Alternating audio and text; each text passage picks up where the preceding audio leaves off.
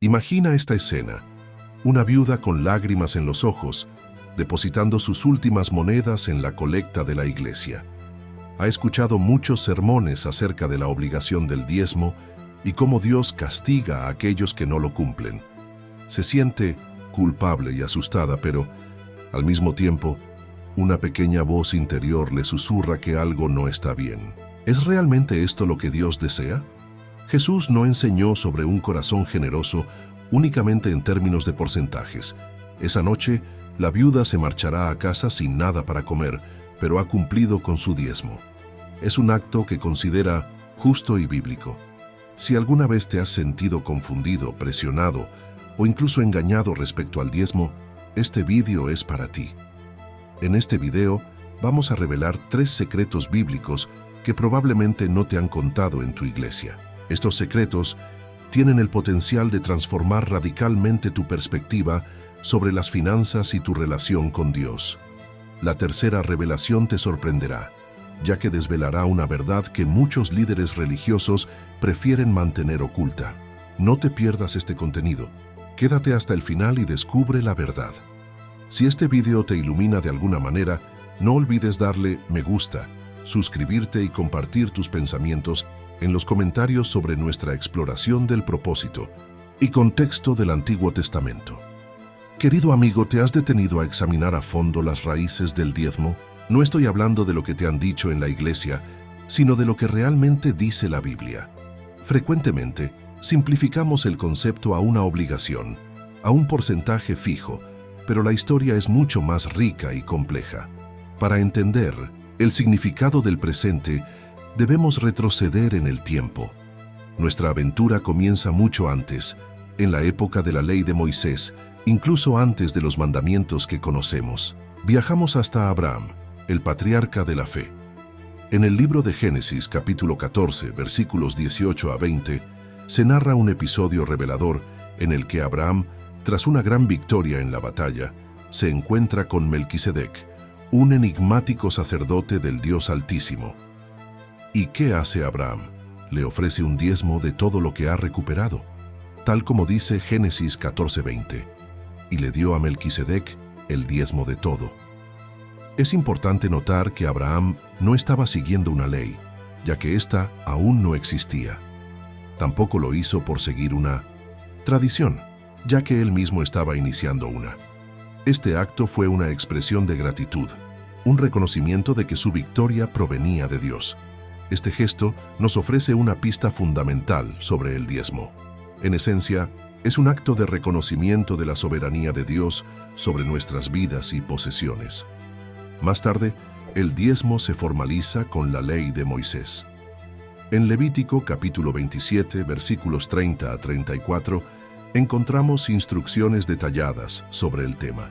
Levítico 7:30 menciona que el diezmo de la tierra, de la semilla y del fruto de los árboles pertenece al Señor, siendo algo que se dedica a Él. Aquí, el diezmo se convierte en un mandato, una parte esencial del sistema religioso. Sin embargo, es crucial entender para qué se utilizaba este diezmo en la antigua sociedad israelita. No era simplemente para mantener edificios o pagar salarios. Tenía un propósito triple, profundamente arraigado en la justicia y la compasión. Primero, como se indica en Números 18, 21, 24, el diezmo sostenía a los levitas, quienes no tenían herencia de tierras y se dedicaban al servicio del tabernáculo, y más tarde, del templo. En segundo lugar, el diezmo también se destinaba a ayudar a los pobres, huérfanos, viudas y extranjeros. Deuteronomio 14, 28, 29 menciona un diezmo especial que se daba cada 3 años, destinado específicamente a esta causa, asegurando que nadie en la comunidad de Israel pasara hambre o estuviera en necesidad extrema. Era una red de seguridad social, inspirada por Dios, y en tercer lugar, se utilizaba para celebrar festivales religiosos, promoviendo la comunión y alegría entre el pueblo de Dios. No era solo un impuesto, sino una inversión en la vida espiritual de la comunidad. Es esencial que comprendamos que había diferentes tipos de diezmos. No se trataba simplemente del 10% y nada más. Existía el diezmo anual destinado a los levitas, el diezmo trienal para los necesitados y otras ofrendas especiales. La clave aquí no es tanto el porcentaje exacto, sino el principio de reconocer a Dios como la fuente de toda provisión y de compartir generosamente con los demás. A pesar de esto, desafortunadamente, incluso en el Antiguo Testamento, somos testigos de cómo este principio fue distorsionado. En el libro de Malaquías, capítulo 3, versículos 8 a 12, Dios mismo confronta a su pueblo por robar de los diezmos y ofrendas. La pregunta es clara: ¿acaso el hombre le puede robar a Dios? Y la respuesta es que la falta de entrega del diezmo no se trataba de una simple cuestión financiera, sino que simbolizaba una falta de fe y un corazón alejado de Dios. Este contexto es crucial para comprender el propósito original del diezmo, que es noble, reposando en la gratitud y la justicia, pero también susceptible a la hipocresía y la distorsión. Ahora, para entender mejor la relevancia del diezmo, en nuestra época actual, es esencial explorar lo que Jesús enseñó al respecto y cómo debemos abordar este concepto hoy en día. Si este recorrido por el Antiguo Testamento ha abierto tus ojos, te invito a seguir aquí. Aún hay mucho más por descubrir sobre Jesús y la nueva alianza que Él establece. Vamos a avanzar en el tiempo, dejando atrás el Antiguo Testamento para adentrarnos en la era de Cristo. ¿Qué dijo realmente sobre el diezmo? ¿Mantuvo la obligación legalista o presentó una perspectiva renovada? Amigo mío, te sorprenderás al saber que hay secretos que muchos líderes religiosos prefieren ocultar. En efecto, Jesús habló sobre el diezmo, pero el contexto es fundamental. Lo hizo en 2 ocasiones y en ambas no enfatizó su carácter obligatorio. Más bien criticó la hipocresía de la religiosidad de su tiempo. En el Evangelio de Mateo, capítulo 23, versículo 23, Jesús confronta a los líderes religiosos, fariseos, quienes se enorgullecían de cumplir estrictamente con la ley. Aquí Él les dice: «Ay de ustedes, escribas y fariseos hipócritas, porque diezman la menta, el anís y el comino, y han descuidado lo más importante de la ley, la justicia, la misericordia y la fe». Jesús enfatiza que es necesario cumplir con el diezmo, pero no se debe descuidar lo más esencial. Los fariseos estaban tan preocupados por diezmar incluso las especias más insignificantes que olvidaron los fundamentos de la fe. Esto, hermanos y hermanas, es una lección vital para nosotros en la actualidad. ¿De qué sirve alcanzar una cifra porcentual si nuestros corazones están llenos de egoísmo y carecen de compasión e imparcialidad? Jesús nos llama a una transformación interna, a una renovación de nuestros corazones. En el Evangelio de Lucas, capítulo 11, versículo 42, encontramos una declaración similar en la que Jesús nuevamente denuncia la hipocresía de los fariseos, quienes se enfocaban en cumplir con mínimos detalles rituales, pero desatendían la justicia y el amor de Dios. Al estudiar estos pasajes, queda claro que la enseñanza de Jesús es directa. El diezmo no se trata simplemente de cumplir con un deber, sino de examinar nuestras motivaciones y asegurarnos de que estamos viviendo de acuerdo a los valores de amor, justicia y misericordia, que Él desea ver reflejados en nuestras vidas. Solo entonces podremos contribuir de manera significativa y transformadora. En resumen, el diezmo, a la luz de las enseñanzas bíblicas, es un profundo acto de adoración que surge de un corazón agradecido.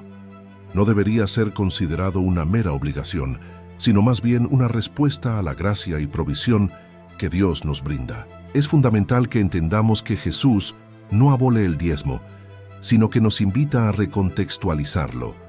En Lucas 18, versículos 9 a 14, encontramos la parábola del fariseo y el publicano.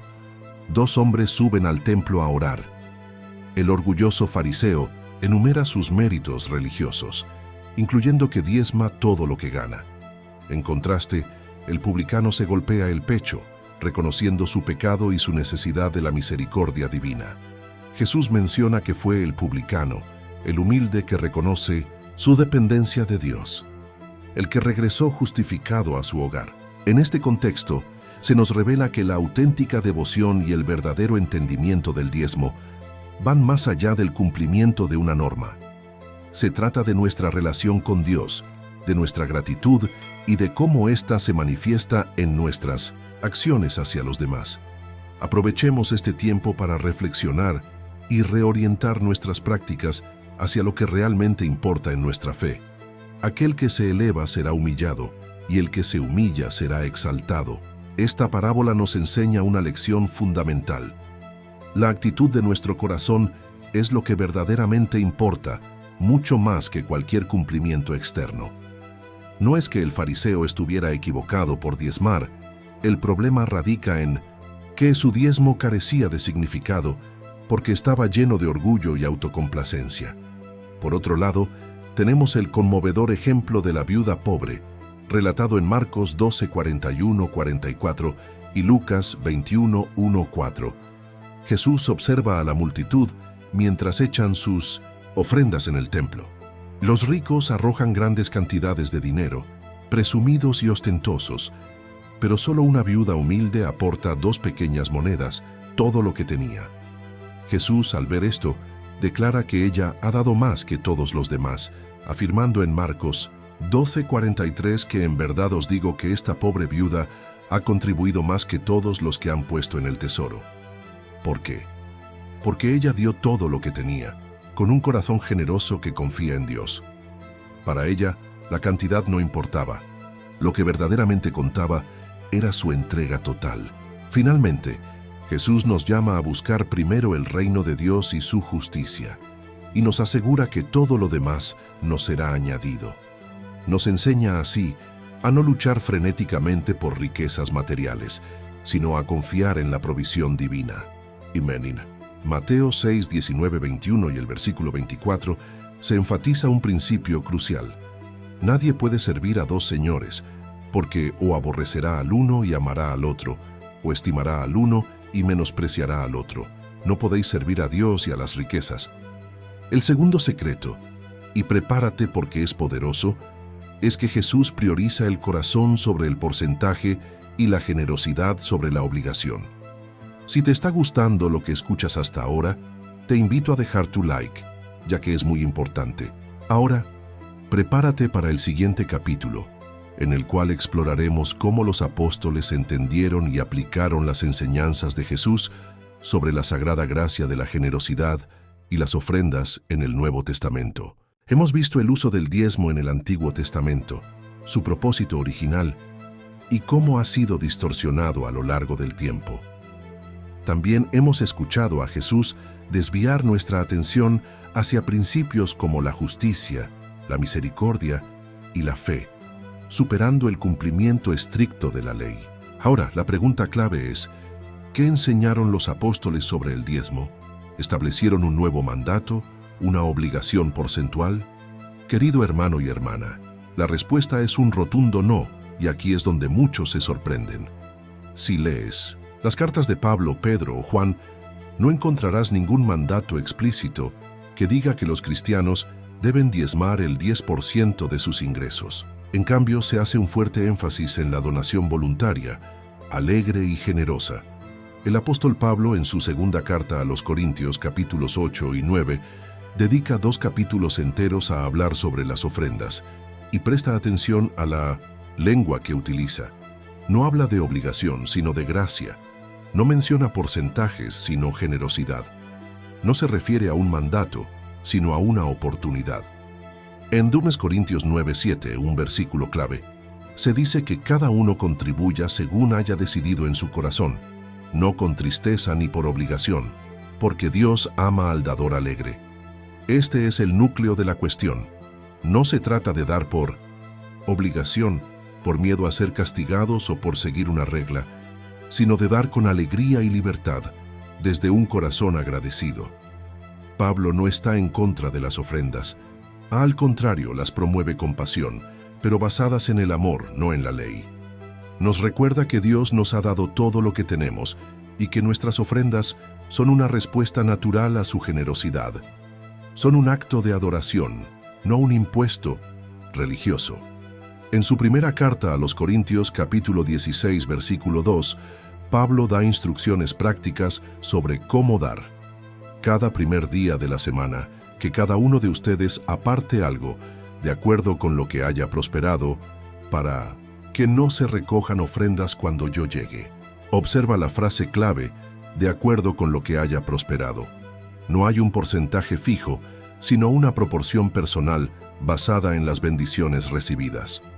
Esto significa que si Dios te ha bendecido abundantemente, puedes dar más del 10%, y si estás atravesando dificultades, puedes dar menos. Lo importante aquí es la actitud de tu corazón. En Filipenses 4:18, Pablo describe la ofrenda de los filipenses como un olor fragante, sacrificio aceptable a Dios. ¡Qué hermosa imagen! Nuestra ofrenda no debe ser vista como una carga, sino como un perfume que se eleva ante el trono de Dios, expresando nuestro amor y gratitud hacia Él. Es crucial aclarar que la generosidad cristiana no se limita únicamente al dinero. Debemos esforzarnos por ofrecer todo lo que tenemos, nuestro tiempo, nuestros talentos, nuestro servicio y nuestro amor. Las finanzas son solo una parte de nuestra entrega a Dios y a los demás. Adicionalmente, la Biblia nos advierte contra la avaricia, el amor al dinero y la idolatría hacia las riquezas. La solución no reside en una ley que nos obligue a dar un porcentaje, sino en una transformación del corazón que nos lleve a dar con alegría y generosidad. En 1 Timoteo 6:10 se nos dice que raíz de todos los males es el amor al dinero. Debemos cuidar de no caer en la trampa de la teología de la prosperidad. Esa falacia que sugiere que si damos dinero a la iglesia, Dios nos bendecirá con más riquezas. Este concepto es una distorsión del Evangelio. La verdadera bendición de Dios no se mide en bienes materiales, sino en la paz y la alegría que provienen de una relación profunda con Él. Dios puede bendecirnos financieramente, como se menciona en 2 Corintios 9, 10, 11. Pero nunca debemos esperar que eso sea una garantía ni nuestra motivación para dar. Nuestra motivación debe ser el amor a Dios y al prójimo. El tercer secreto, revelador que muchos prefieren ignorar, es que el Nuevo Testamento no establece el diezmo como un porcentaje obligatorio para los cristianos. Más bien, nos llama a ofrecer de manera voluntaria, alegre y generosa, basada en la gracia de Dios y en la prosperidad de cada uno. Este llamado es una invitación a la libertad, no a la esclavitud de la ley. A lo largo de este recorrido, hemos desmitificado el concepto de diezmo, mostrando que es posible disfrutar de la libertad y la responsabilidad de ser una bendición para otros. Hemos recorrido un largo camino desde las raíces del diezmo en el Antiguo Testamento, pasando por la perspectiva de Jesús, hasta llegar a las enseñanzas de los apóstoles en el Nuevo Testamento. Es hora de eliminar cualquier carga innecesaria y abrazar la verdadera esencia de la ofrenda cristiana. Quiero dejar en claro, amigo mío, que entender el diezmo como un porcentaje obligatorio del 10% no es un mandamiento para los cristianos del Nuevo Testamento. Si alguien te dice lo contrario, te estará causando daño, imponiéndote una carga que ni Jesús ni los apóstoles impusieron. No obstante, no olvides que eso no significa que dar sea irrelevante. Por el contrario, ofrecer es un acto fundamental de adoración y gratitud al participar en la obra de Dios. Pero debe ser una ofrenda alegre, generosa y voluntaria, motivada por amor y no por obligación. A lo largo de los años, se han construido muchas interpretaciones erróneas en torno al diezmo. Algunas personas lo utilizan para manipular, infundir miedo o prometer bendiciones financieras a cambio de un porcentaje. Otros lo convierten en un legalismo, una regla rígida que nos aleja del espíritu de gracia. Algunos incluso presentan esto como un pacto con Dios para obtener riquezas, una especie de inversión que asegura el éxito material. Todo esto es falso. La verdad es que la generosidad nace de un corazón transformado y agradecido, deseoso de compartir lo que ha recibido. Al final del día, la esencia de dar radica en la disposición de nuestro corazón y en nuestra relación con Dios y con los demás. Abracemos esta verdad y vivamos en la libertad que proviene de una generosidad auténtica y sincera.